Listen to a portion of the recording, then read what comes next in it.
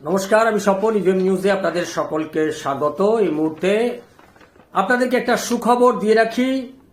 Notice এসছে, আমার নামে একটি এফআইআর হয়েছে বাঁকুড়ার Indpur INDPUR Indpur police station Bankura থেকে। আপনারা দেখতে পাচ্ছেন স্ক্রিনে, এটা notice for appearance by the police section 35(3) BNSS to Swapan Das son of Gourhari Das, 127 Bagpota road, Behala 127, PS Behala, south western division, Kolkata 34।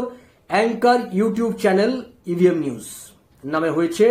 In pursuance of the subsection 3 of section 35 of BNSS 2023, I hereby inform you that during the investigation of the Indpur PS case number 97/25 dated 05/09/2025 under section 196/223/299/352/353 BNS registered at Indopur PS, it is revealed that there are reasonable grounds to question you to ascertain facts and circumstances from you in relation to the present investigation. Hence, you are directed to appear before me at 10 AM within 3 days of the receiving notice at Indopur Police Station.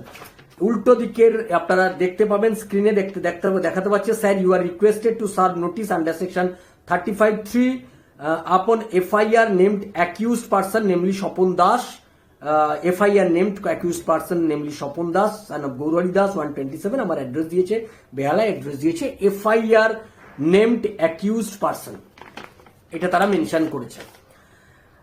এখন পশ্চিমবাংলায় এই ধরনের পরিস্থিতিকে আমি এই পরিস্থিতির মোকাবিলা হই যখন সন্দেশখালীতে শাহজাহানের বিরুদ্ধে, আমাদের চ্যানেল তখন খুবই ছোট, আমাদের চ্যানেলকে তখন কেউ চিনতই না।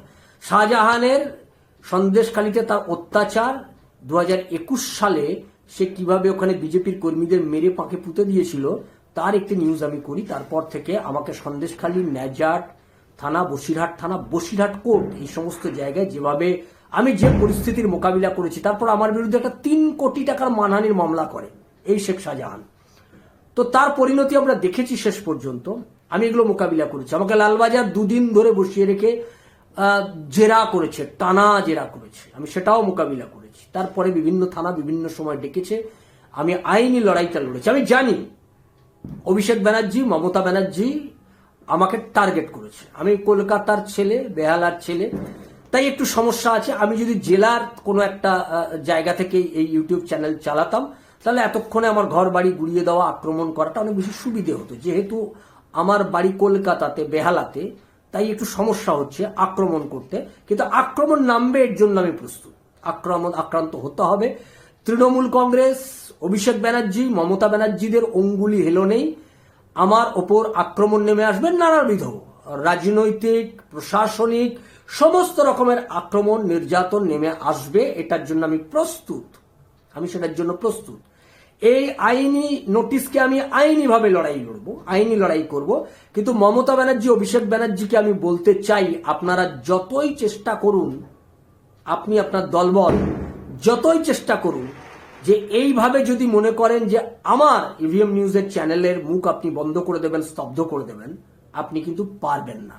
আপনি আমাকে জেল খাটাতে পারেন, আপনি আমাকে আক্রমণ করতে পারেন, যতক্ষণ না আপনি আমাকে মেরে ফেলবেন, যতক্ষণ না আপনি আমাকে খুন করিয়ে দেবেন, যতক্ষণ না আপনি আমাকে পুলিশ দিয়ে নিয়ে গিয়ে পিটিয়ে এনকাউন্টার করিয়ে দিতে পারবেন, ততক্ষণ পর্যন্ত আমার এই প্রতিবাদ বাংলার মানুষের স্বার্থে, গণতন্ত্র রক্ষার স্বার্থে আমার যে লড়াই, সে লড়াই আমার চলবে, প্রতিবাদ আমার চলবে, প্রতিবাদ থামবে না, প্রতিবাদ এগোতে থাকবে। আপনারা যত পরিকল্পনা, যত রকমের ষড়যন্ত্রই করুন না কেন, তাতে আমার কিচ্ছু যায় আসে না।